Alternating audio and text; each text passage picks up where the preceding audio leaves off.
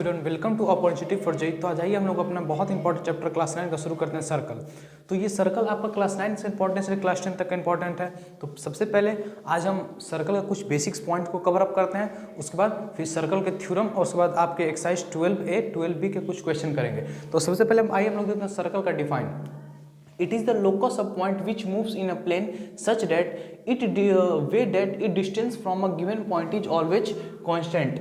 यानी कि लोकस, अब आपके दिमाग में हो रहा है व्हाट इज लोकस, यानी लोकस किसी x, y एक पॉइंट को रिप्रेजेंट करते हैं।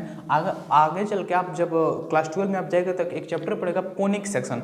तो कोनिक सेक्शन में लगभग आपके दो चार चैप्टर पढ़ेंगे। जैसे उसका स्टार्टिंग होगा आपका स्ट्रेट लाइन, फिर आपका सेकेंड चैप्टर मिलेगा आपको सर्कल। तो ये बोला गया कि एक ऐसा पॉइंट है जहां से आप देख पाएं कि यदि हम कि इस पॉइंट से यहाँ की दूरी, इस पॉइंट से यहाँ की दूरी और वो पॉइंट से कहीं की हम लोग दूरी को हम लोग अगर मेजर करेंगे तो हमेशा क्या रहेगा, कांस्टेंट। आपने पढ़ा है कि द वैल्यू विच, या आपने अलजेब्रा में पढ़ा था कि the numerical value which, the symbol which fixed numerical value is called constant. उसी प्रकार से उसका हमेशा क्या रहेगा, सेम रहेगा। अब रेडियस क्या होता है, a line segment joining the centre and point on the circle is called radius. यानी एक ऐसा लाइन सेगमेंट तो आपको पता ही होगा। तो एक ऐसा लाइन सेगमेंट जो कि आपका सेंटर और किसी एक पॉइंट सर्कल को, किसी सर्कल के पॉइंट को ज्वाइन करते हैं, उसे हम लोग क्या बोलते हैं, यानी OX is an line segment. और OX को हम लोग किससे रिप्रेजेंट कर देते हैं, सर्कल का रेडियस से। ठीक है, उसके बाद आते हैं पढ़ते हैं कॉर्ड क्या होता है। तो कॉर्ड एक सर्कल का, लिखा है कि chord of a circle is a line segment joining any two point on the circle. ये किसी दो पॉइंट सर्कल को ज्वाइन करता है। बहुत बड़ा एक डिफरेंस याद रखिएगा, कॉर्ड और डायमीटर में ये डिफरेंसेस है कि जो कॉर्ड है, जैसे हम लोग एक डायग्राम देखते हैं सर्कल का, तो ये अगर आपका सर्कल है तो यहाँ पे आपका लगभग पड़ा सेंटर और ये हुआ आपका रेडियस, तो OR हो गया। लेकिन जब भी कोई एक लाइन सेगमेंट, ये लाइन जब भी कोई दो पॉइंट सर्कल को मेजर करेंगे, यानी कॉर्ड एक ऐसा लाइन सेगमेंट जो किसी भी दो पॉइंट के सर्कल को मेजर करता है या किसी भी दो सर्कल को ज्वाइंट करता है। ठीक है, जैसे कि आप ये देख पाए ये AB हो गया, तो जो AB हो गया वो आपका कॉर्ड हो गया। और डायमीटर का डिफाइन क्या है कि एक ऐसा कॉर्ड जो कि सेंटर से होते हुए पास करे, यानी एक ऐसा कॉर्ड जो कि सेंटर से होते हुए पास करे, यानी एक ऐसा लाइन सेगमेंट जो कि सेंटर से पास करे। जैसे कि यही अगर ये लाइन ऐसे पास करे तो उसे हम लोग क्या नाम, जैसे CD, तो CD क्या है, डायमीटर हो जाएगा। वहीं एक और हम लोग लाइन ड्रॉन करेंगे। आप अगर सिंपल साधारण भाषा में दोनों में डिफरेंसेस समझिएगा तो कॉर्ड एक ऐसा लाइन सेगमेंट है जो कि सर्कल का सेंटर को छोड़ के कहीं से पास हो सकता है, उसे हम लोग क्या बोलेंगे, कॉर्ड। और डायमीटर क्या है, एक ऐसा कॉर्ड, डायमीटर भी क्या है, एक कॉर्ड ही है, लेकिन इन दोनों में डिफरेंसेस बस ये बात की हैं कि जो डायमीटर है वो एक ऐसा कॉर्ड है जो कि कहाँ से पास करेगा, आपका सेंटर से पास करेगा। बेसिक आपने ये पढ़ा होगा, डायमीटर इक्वल टू क्या होता है, 2 इंटू रेडियस। अब जहाँ तक पहले के चैप्टर की बातें करते हैं तो आप सब लोगों ने, मैंने पहले तो वीडियो कुछ अपलोड नहीं किया चैप्टर का क्योंकि मुझे थोड़ा टाइम नहीं मिल पाता। चलिए हम कुछ आपको बैक नॉलेज दिलाते हैं। क्लास 6 में या 7 में आपने ये तो पढ़ा ही होगा कि अगर मान लीजिए ये रेक्टेंगल है ABCD, ठीक है, तो ये रेक्टेंगल है तो इसका पेरीमीटर के लिए आप इसको बोलते थे L। अगर आपने रेक्टेंगल की प्रॉपर्टीज को पढ़ा होगा तो two opposite side are equal and parallel. ठीक है, तो इसमें L, तो ये भी कितना हो जाएगा आपका L, और ये अगर B तो ये भी कितना हो जाएगा आपका B हो जाएगा। तो अगर इस कॉन्सेप्ट को हम लोग लेके चलते हैं तो अगर पेरीमीटर, तो अगर हम लोग पेरीमीटर की बातें करते हैं तो पेरीमीटर में हम लोग यहाँ ये देख पाएंगे कि जो पेरीमीटर है वो क्या हो जाएगा, पेरीमीटर मतलब क्या होता है, सम ऑफ ऑल साइड, यानी जितना बाहर का साइड का फेंसिंग होता है उसे हम लोग क्या बोलते हैं, उसे हम लोग पेरीमीटर बोलते हैं। तो अगर हम लोग देखें तो पेरीमीटर इक्वल टू क्या लिख सकते हैं, पेरीमीटर इक्वल टू हम लोग क्या लिख सकते हैं, पेरीमीटर इक्वल टू लिख सकते हैं L plus B plus B। तो आपने यहाँ देखा कि पेरीमीटर इक्वल टू क्या हुआ, L plus B plus B, यानी ये आपका हो गया 2L और ये कितना हो गया आपका 2B। यानी कि यहाँ से आपने पेरीमीटर ऑफ रेक्टेंगल का फॉर्मूला देखा होगा 2 इंटू L प्लस B। अगर हम लोग ध्यान से देखें तो जो सर्कल है उसका जो सरकमफ्रेंस होता है, सरकमफ्रेंस मीन्स क्या होता है, circumference is also a perimeter for the circle. तो सरकमफ्रेंस ऑफ सर्कल जो होता है वो आपका होता है 2πr। आप इन पे कुछ बेसिक क्वेश्चन भी किए होंगे। और डायमीटर इक्वल टू क्या होता है, डायमीटर इक्वल टू होता है 2 इंटू रेडियस। क्योंकि यदि आप एक सर्कल को ध्यान से देखते हैं, यदि आप एक सर्कल को ऑब्जर्व करते हैं तो आप क्या पाओगे कि ये जो आपका सर्कल है ये रहा सेंटर, और यदि मान लेते हैं OC एक डायमीटर है, इसका R है, तो अभी हमने क्या पढ़ा था कि diameter is a line segment which joining the diameter भी क्या है, कोड है, और वो एक ऐसा लाइन सेगमेंट है कि जो कि सर्कल से कहाँ से पास करेगा, वो सर्कल के सेंटर से पास करेगा। यानी अगर AC एक पॉइंट मान लेते हैं तो AC क्या हो गया, डायमीटर, तो ये R, तो ये भी कितना हो गया R, यानी AC इक्वल टू हम लोग क्या लिख सकते हैं, AC इक्वल टू लिख सकते हैं OA प्लस OC। यदि आप ध्यान से देखें पूरा जो AC होगा वो किसके बराबर होगा, OA और OC के बराबर होगा, लेकिन OA को हम लोग क्या बोलते हैं, या OC को हम लोग क्या बोलते हैं, रेडियस बोलते हैं। ये क्या है, रेडियस है, यानी ये क्या हो जाएगा R, और ये क्या हो जाएगा R, और R प्लस R कितना हो जाएगा 2R। तो ये रहा कुछ बेसिक डिफाइन हमें सर्कल के बारे में। चलिए हम लोग आगे चल के और कुछ डिफाइन देखते हैं, जैसे कि सेकेंड्स क्या होता है, टेंजेंट क्या होता है, और कुछ इंपॉर्टेंट थ्योरम को आगे भी तुरंत पढ़ते हैं। हम लोग देखते हैं सेकंड पेज में कि सेकंड क्या होता है, a line which intersect circle eight two distinct point, यानी एक ऐसा लाइन जो कि सर्कल को टू डिस्टिंक्ट पॉइंट में इंटरसेक्ट करता है। जैसे कि आप देख पा रहे हो ये जो लाइन है वो सर्कल को A और B पॉइंट में, दो पॉइंट में इंटरसेक्ट कर, उसको हम लोग क्या बोलेंगे, सेकंड। आप बस इतना एक बेसिक मतलब समझ जाओ कि सेकंड और टेंजेंट में यदि आपको ये चीज़ याद रह जाए तो बहुत बेटर चीज़ है कि जो टेंजेंट होगा वो सर्कल को टच करते हुए निकले। जैसे कि आप बस ऐसे फील लो ना, जैसे कि मान लीजिए अगर ये आपका बुक है, ठीक है, तो यदि ये आपका बुक है, अगर हम कोई लाइन को ऐसे स्लोपली कर, यानी इसे बस टच करते हुए कोई चीज़ निकल रहा है तो वो हो जाएगा टेंजेंट। और जब इसे क्रॉस करते हुए, जैसे कि मान लेते हैं ये, यदि आपका ये पॉइंट अगर ये सर्कल है, ठीक है, यदि ये पॉइंट आपका सर्कल है और इससे कोई लाइन क्रॉस करते हुए जा रहा है, यानी उसे काटते हुए जा रहा है, उसे हम लोग क्या बोलेंगे, सेकंड बोलेंगे। तो टेंजेंट और सेकंड में बस बेसिक दो डिफरेंसेस हैं कि जो टेंजेंट है वो आपका किसी पॉइंट को टच करते हुए निकलता है, और जो सेकंड है वो सर्कल को इंटरसेक्ट करते हुए या सर्कल को आपको इंटरसेक्ट करते हुए पास होता है। आर्क क्या होता है, a continuous piece of a circle, यानी एक सर्कल का लगातार पीस। जैसे कि आर्क कभी यदि आप सर्कल बनाते हो और यदि आप पॉइंट एक नाम यहाँ देते हो, ठीक है, तो x, और यदि आप इसे नाम ऐसे दे लो, ठीक है, यदि आप यहाँ इसे रिप्रेजेंट कर लो m, तो आप कभी ये नहीं बोलोगे कि mx/z इज अ आर्क, क्योंकि डिफाइन में पहले कॉन्सेप्ट क्लैरिटी रख देता है कि जो आपका पीस होना चाहिए वो क्या होना चाहिए, कॉन्टिन्यूअस। यानी कि यदि आप देख पाओ तो एक्स वाई जेड क्या है, ये अगर आप फेज को ऐसे देख पाओ एक्स वाई जेड, तो एक्स वाई जेड क्या है आपका, जो एक्स वाई जेड है वो आपका है आर्क ऑफ द सर्कल। तो आर्क, जब भी आर्क का नेम नोटेशन करते हैं तो उनके नेम के ऊपर ये सिंबल बना देते हैं, ये सिंबल रिप्रेजेंट, यदि आप देख पाओ, यदि आप इस भाग को ऐसे निकालोगे तो ये आपको ऐसा ही दिखेगा, इसीलिए आर्क का रिप्रेजेंटेशन हम लोग ऐसे करते हैं। सेगमेंट क्या होता है सर्कल का, एक पार्ट का सर्कुलर रीजन का, जिससे आपका जो सर्कल होता है वो दो भागों में बढ़ जाए, ठीक है, और बाउंड दो भागों में बढ़ जाए, and the code including the arc and the code is called segment of the circle. यानी आपने डिफाइन में भी क्लियर देख पा रहे हो, the part of the circular region bounded by arc and the code including the arc. यानी आप देख पाओ कि अभी आपने थोड़ा देर पहले अभी क्या देखा था कि कॉर्ड क्या था, कॉर्ड और डायमीटर में क्या डिफरेंसेस थी।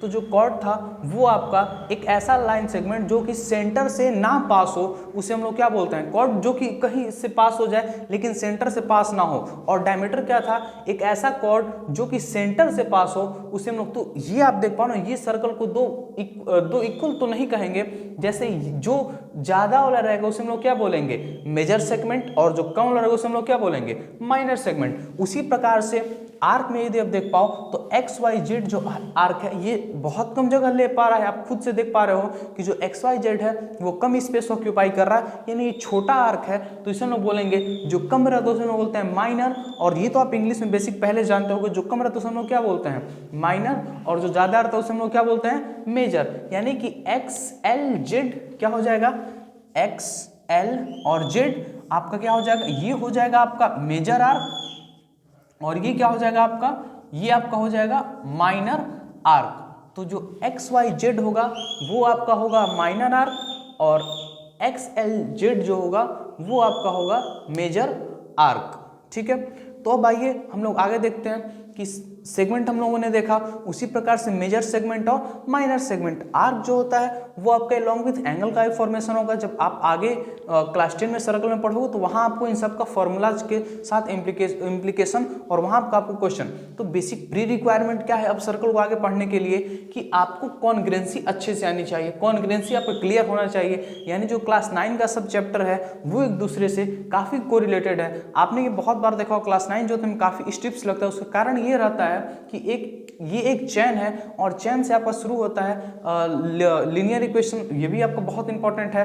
तो लाइन्स एंड एंगल से ये कॉन्सेप्ट शुरू होता है, लाइन्स एंड एंगल, फिर उसके बाद आपको पढ़ने हैं ट्राइंगल की प्रॉपर्टी, फिर उसके बाद आपको प्रॉपर्टीज के बाद आपको क्वाड्रिलेटरल पढ़ना है, फिर area related to parallelogram, congruency, ये सब आपका क्लियर होना चाहिए। और ये अगर पहले से अगर क्लियर होगा और ना अगर क्लियर नहीं हुआ तो मैं कोशिश करूंगा आपको कॉन्ग्रुएंसी को बहुत साधारण ढंग में समझा पाऊँ। उसके बाद एक और टाइप में होता है आपका साइक्लिक क्वाड्रिलेटरल। उसका क्या मतलब होता है कि जब एक सर्कल रहेगा, जब एक सर्कल के अंदर एक क्वाड्रिलेटरल का फॉर्मेशन होगा, ठीक है। तो जब एक सर्कल के अंदर क्वाड्रिलेटरल बनेगा ABCD, ठीक है, तो जब एक सर्कल के अंदर क्वाड्रिलेटरल बनेगा ABCD, तो इस क्वाड्रिलेटरल को हम लोग बोलते हैं साइक्लिक क्वाड्रिलेटरल। और याद रखिएगा, आपने पहले से पढ़ा भी हुआ होगा कि क्वाड्रिलेटरल का सब एंगल का सम कितना होता है आपका 360 डिग्री। तो उसी प्रकार से angle A plus, angle B plus, angle C plus, angle D का सम जो होगा वो आपका आ जाएगा 360 डिग्री। इसको साइक्लिक क्वाड्रिलेटरल बस इसलिए बोला जाता है क्योंकि ये जो क्वाड्रिलेटरल है वो किसके अंदर बना हुआ है, सर्कल के अंदर, और सर्कल के अंदर इसको हम लोग क्या बोलते हैं, साइक्लिक क्वाड्रिलेटरल। और एक बहुत इंपॉर्टेंट प्रॉपर्टी साइक्लिक क्वाड्रिलेटरल की, the sum of two opposite angle is 180 degree, यानी कि एंगल A प्लस एंगल जो C होगा वो 180 डिग्री होगा, और जो angle B plus angle D होगा वो भी आपका 180 डिग्री होगा। और कुछ इंपॉर्टेंट बात, जैसे कि यदि आप ये पॉइंट यहाँ पे हम लोग देते हैं तो y को हम लोग बोलेंगे exterior point of the circle. क्या बोल देंगे हम लोग, exterior point on the circle.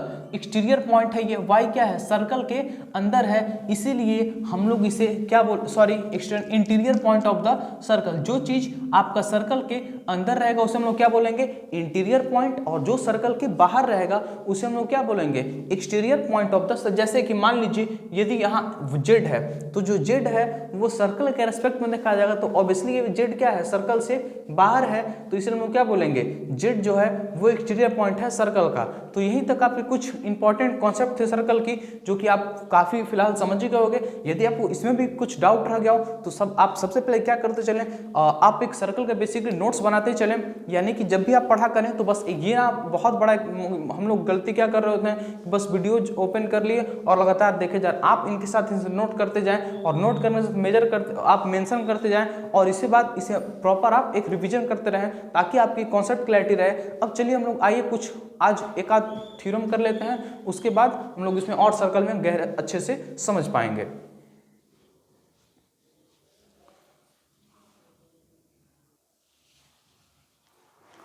तो हम लोग देखते हैं आइए कि equal chords of circle subtend, ये हमें प्रूफ करना है कि equal chords of circle subtend equal angle at the centre.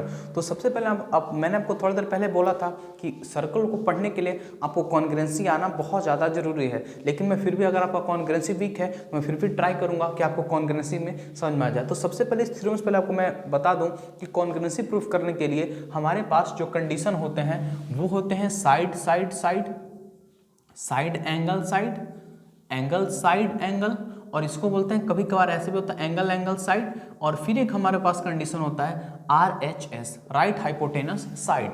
तो आइए हम लोग सबसे पहले देखते हैं इसका डायग्राम को खुद से देखते हैं। Equal chords of circle subtend equal angle at the centre, यानी कि किसी सर्कल का जो कॉर्ड है वो क्या है, इक्वल है, और वो सबटेंड क्या कर रहा है, इक्वल एंगल को। यानी कि यदि ये एक सर्कल होगा, ठीक है, यदि एक सर्कल होगा तो कॉर्ड किसको बोलते हैं, आप डिफाइन से क्लियर रखें क्योंकि आपको क्लियर होना चाहिए। अच्छा, ये अगर सेंटर है तो पक्का ये कॉर्ड हुआ होगा, ठीक है, और इधर एक ये कॉर्ड मान लेते हैं। तो ये जो कॉर्ड है वो एंगल कब बनाएंगे, जब इनके बीच कुछ सेंटर से इनका क्या हुआ होगा, रिलेशन हुआ होगा। तो ये कॉर्ड तभी ऐसे हम लोग फिगर को सोचते हैं, ठीक है। तो आप ऐसे के ज्वाइन कर पाओ, C और D नाम दे दो। तो सबसे पहले इन्होंने क्या दिया हुआ है कि equal chords of a circle, यानी कि जो AB है वो किसके बराबर है, CD के बराबर। ये क्या है, तो सबसे पहले थ्योरम प्रूफ करने से पहले आप इसे ऐसे लिखा करें कि गिव कि जो AOB है, जो इसका एंगल फॉर्मेशन हो रहा है, यानी कि जो एंगल AOB है वो बराबर है आपका COD के। ठीक है, तो AOB जो है वो COD के, इतना मैंने सवाल से गिवन डाटा निकालना, टू प्रूफ हमें करना है। तो आइए हम लोग प्रूफ करना शुरू करते हैं। तो सबसे पहले हम लिख लेते हैं कि इन ट्रायंगल AOB, यानी अब हम जो भी काम करेंगे वो ट्रायंगल के अंदर करेंगे, इसलिए मैंने लिख लिया in triangle AOB and triangle COD। हम क्या लिख लेंगे, in triangle AOB and triangle COD। तो हमने कॉन्ग्रुएंसी कंडीशन में सबसे इंपॉर्टेंट ये होता है कि जो करस्पॉन्डिंग साइड्स होते हैं वो आपके क्या होने चाहिए, इक्वल होने चाहिए। यानी जो AB है वो किसके बराबर होना चाहिए, CD के। जो OB है वो किसके बराबर होना चाहिए, OD के। जो OA है वो किसके बराबर होना चाहिए, OC के। यदि आपका ऐसा नहीं हो रहा है तो आपका कॉन्ग्रुएंसी का आपने या तो नाम गलत किया, फिर आप कुछ कंडीशन में गड़बड़ कर रहे हो। तो आइए हम लोग सबसे पहले देख लेते हैं हमारे सामने गिवन क्या था, उसका हम लोग यूज करते हैं। तो इन्होंने गिवन दिया हुआ था कि जो कॉर्ड है वो इक्वल है, तो हम लोग लिख लेते हैं कि जो AB है वो किसके बराबर है, CD के। ये डाटा कहाँ से हमने पाया, गिवन। आपने थोड़ी देर पहले क्या पढ़ा था कि सर्कल से एक रेडियस जो होता है वो उसका डिस्टेंस क्या होता है, हमेशा इक्वल होता है। तभी तो आपने R + R किया था और वो 2R डायमीटर इक्वल 2R बना था। यानी कि जो OA होगा क्या वो OC के बराबर नहीं होगा। क्या वो OC के बराबर लिखना क्या है, गलत है। आराम से क्यों नहीं हो सकता है, क्योंकि यदि आप देखो तो OA भी एक सेंटर रेडियस है और OC भी क्या है, एक रेडियस है। यानी OA इक्वल टू हम लोग क्या लिख सकते हैं, OA इक्वल टू क्या लिख सकते हैं, OC या CO, आप जो लिखना लिख सकते हो।